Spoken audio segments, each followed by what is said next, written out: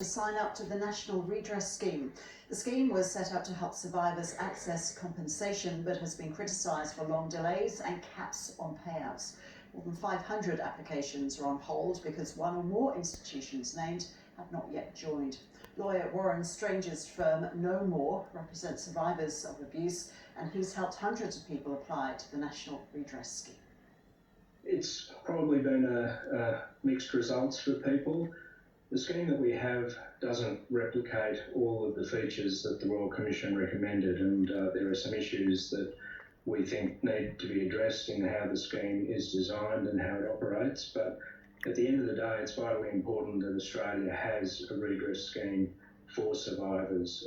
For many people, it's the best alternative, and we have helped a number of people where it's been completely life-changing to receive an outcome from the scheme. The fact that there are a number of key institutions still not participating in the scheme, and there are over 500 applications which are sitting on hold because they name one or more institutions that are not participating or haven't joined the scheme as yet.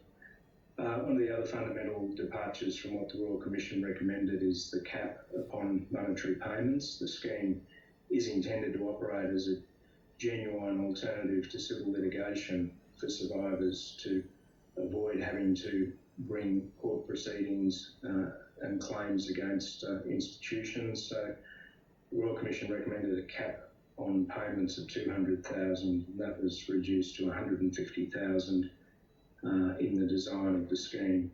There are other issues around eligibility. Not all survivors are entitled to apply, and there are issues around how the scheme determines awards of redress and the assessment matrix. There are some restrictions upon having to be a citizen of Australia or a permanent resident, and we've seen situations where people were abused as children in Australia and then in one case were taken overseas by parents, and their nationality was changed, and that person